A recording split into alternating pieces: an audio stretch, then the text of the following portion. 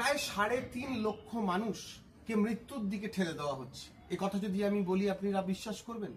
এমনি আমার মতো প্রকৃতি কর্মীদের বিরাট বদনাম। আমরা মানুষের কথা ভাবি না, আমরা শুধু লেদার ব্যাগ টার্টলের কথা ভাবি, আমরা গাছের কথা ভাবি, আমরা অরণ্যের কথা ভাবি, নদীর কথা ভাবি। আর মানুষ বলতেই আমাদের কাছে আদিবাসী মানুষ এবং তাদের লড়াইকেই আমরা একমাত্র দেখি। বাকি যে এত মানুষের জীবন জীবিকা প্রয়োজন, তাদের জীবন জীবিকা তৈরি করবার জন্য বড় বড় প্রজেক্ট প্রয়োজন, তার বিরুদ্ধে দাঁড়াই আমরা। এ ধরনের অপবাদ আমাদের আছে। আজকে বন্ধু আপনাদের সামনে একটা কথা আমি রাখতে চলেছি গ্রেট নিকোবর দ্বীপপুঞ্জ সম্বন্ধে, এবং আমি বলছি যেখানে প্রায় 3.5 লক্ষ মানুষকে মৃত্যুর দিকে, নিশ্চিত মৃত্যুর দিকে, তাদের জীবনকে অনিশ্চয়তার দিকে ঠেলে দেওয়া হচ্ছে। 3.5 লক্ষ মানুষকে, তারা কেউ আদিবাসী নন।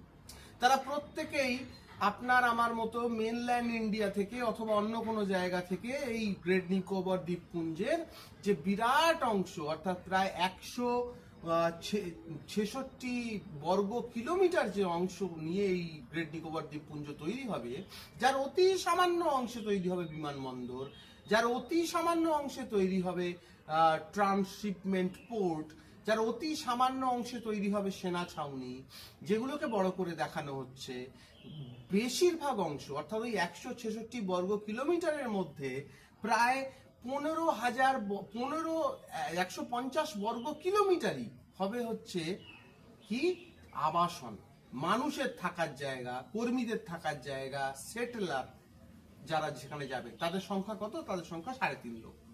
গোটা আন্দামান নিকোবর দ্বীপপুঞ্জটিতে একেবারে উপরে আন্দামান থেকে নিচে গ্রেট নিকোবর, এই পুরো জায়গাটি জুড়ে কত মানুষ বসবাস করেন?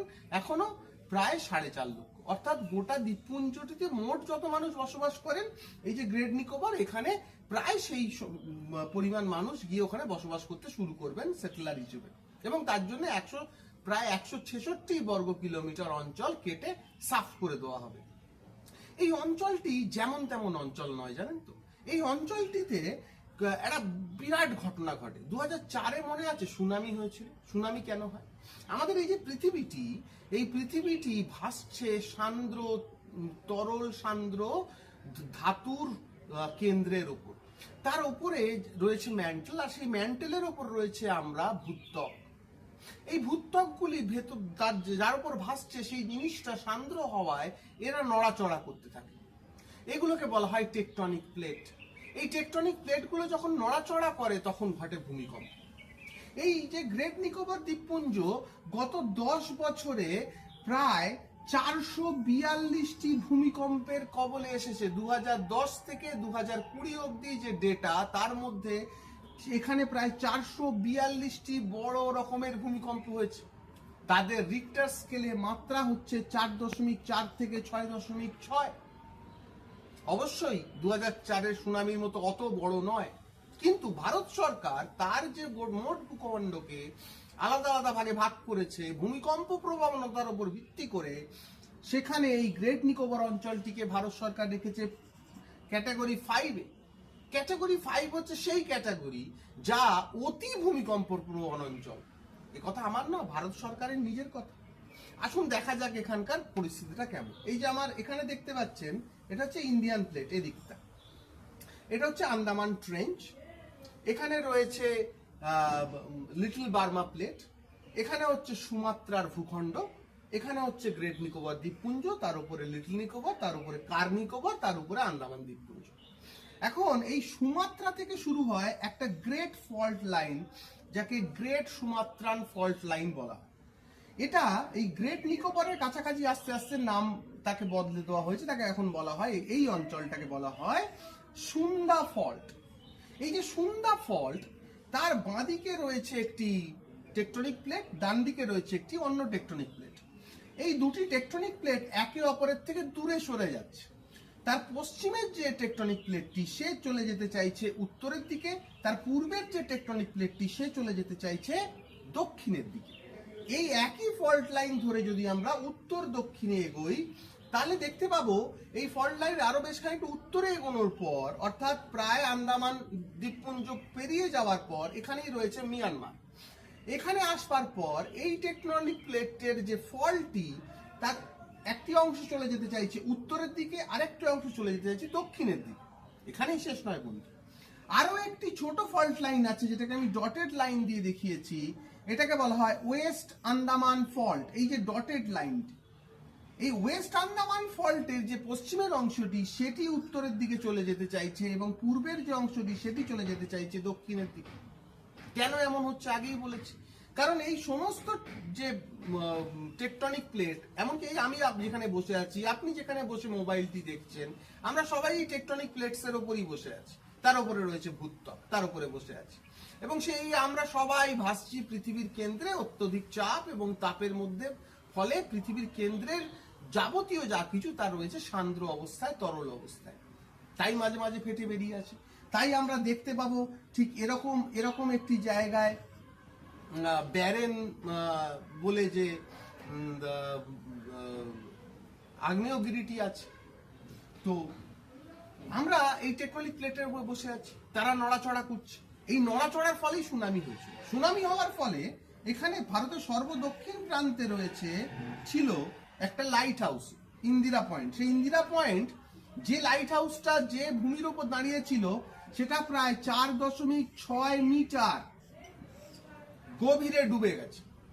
যে কোনো দিন, যে কোনো মুহূর্তে এই গোটা দ্বীপপুঞ্জটির যে উপকূলবর্তী অঞ্চল, ভেতরের অংশটি নয়, উপকূলবর্তী অঞ্চল, সেটা নিচের দিকে ডেবে যেতে পারে। এবং তার উদাহরণ আমরা 2004-এ পেয়েছি।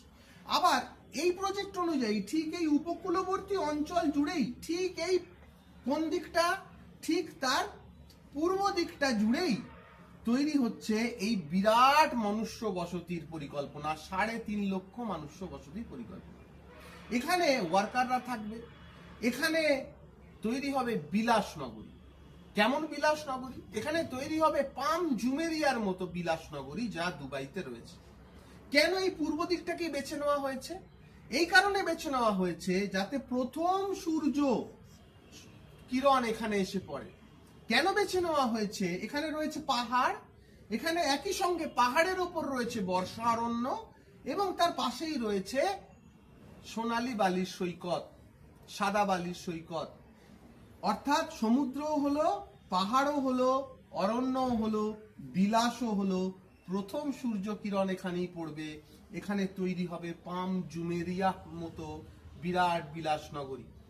তাদের জন্য থাকবে স্পেশাল ইভ্যাকুয়েশন ব্যবস্থা, তাদের জন্য থাকবে হেলিপ্যাড, সবকিছু।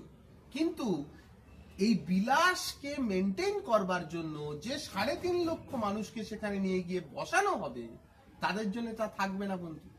যেদিন সুনামি আবার আসবে, যে ভূমিকম্প গত 10 বছরে 442টি, অর্থাৎ প্রত্যেক বছরে প্রায় 40টির বেশি ভূমিকম্প, অর্থাৎ প্রত্যেক মাসে প্রায় 3টির বেশি ভূমিকম্প যে অঞ্চলে হয়, সেখানে প্রত্যেক দিন ভূমিকম্পের ঝুঁকিতে মানুষ তাদের জীবন অতিবাহিত করবেন এবং তাদের জন্য কোনো ইভ্যাকুয়েশন ব্যবস্থা থাকবে না। এখানে তৈরি হবে গ্যালাথিয়া বেতে ওই transshipment port, international transshipment port, তার ঠিক ওপরে বিমানবন্দর। এগুলোর জন্য অতি অল্প জায়গা লাগে, অতি অল্প।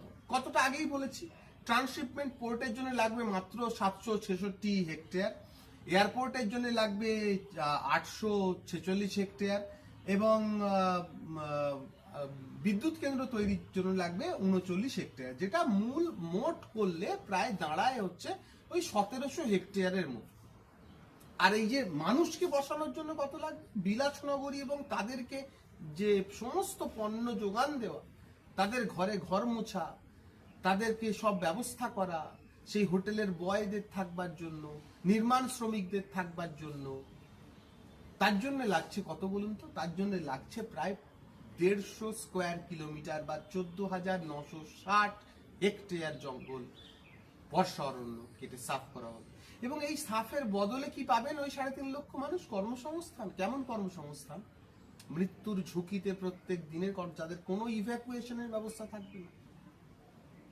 এখানে যারা সোমপেনরা থাকেন, নিকোবারিজরা থাকেন উত্তর অংশে, সোমপেনরা থাকেন এই ঠিক এই অংশটায় থাকেন সোমপেনরা, তাদের কোনো অধিকারের কথা তো ছেড়েই দিলাম। এখন আমি আর বলতে বসছি না তাদের বনাধিকার মানা হয়নি, তাদের থেকে যে কনসেন্ট নেওয়া হয়েছে তা 50%, অর্থাৎ তাদের কোরাম মানেনি, নিকোবারিজদের থেকে কোনো কনসেন্ট নেওয়া হয়নি, এসব তো ছেড়েই দিলাম। এই প্রবল ভূমিকম্প প্রবণ এলাকায় $10 বিলিয়ন যে প্রকল্প, এই প্রকল্পটি আদৌ হবে তো? আমি এই প্রশ্ন তুলছি। নাকি এটা লগ্নি পুঁজির আরো একটি ফাঁদ, যাতে করে আদানির মতন big big big super giant কর্পোরেটদের $10 বিলিয়ন আবারও লোন দেবে SBI, LIC সহ বিভিন্ন রাষ্ট্রায়ত্ত সংস্থা, অর্থাৎ আপনার আমার পকেট। এবং তারপর কিছুদিন পর ঘোষণা করা হবে, it is too dangerous to build such a big project here, so we are abandoning the project. But till then $10 billion মধ্যে অনেকটাই আদানির পকেটে ঢুকে গেছে, যেগুলো আর ফেরতযোগ্য হবে না। কারণ এটা প্রাকৃতিক দুর্যোগের কারণে এটাকে বন্ধ করতে হবে, এবং পুরো ব্যাপারটাই চলে যাবে ঠান্ডা ঘরে। এই কি পরিকল্পনা? একটুখানি খোঁজ তল্লাশ করি আমরা। 3.5 লক্ষ মানুষের জীবন, আপনার আমার পকেট, প্রায় 166 বর্গ কিলোমিটার বর্ষা অরণ্য, এই সব কিছু শুধুমাত্র আমাদের প্রধান সেবকের বেনিয়া দোস্তের বন্ধুত্ব নেভানোর জন্য আমরা ছেড়ে দেব, না কথা বলবো? আসুন ভেবে দেখি।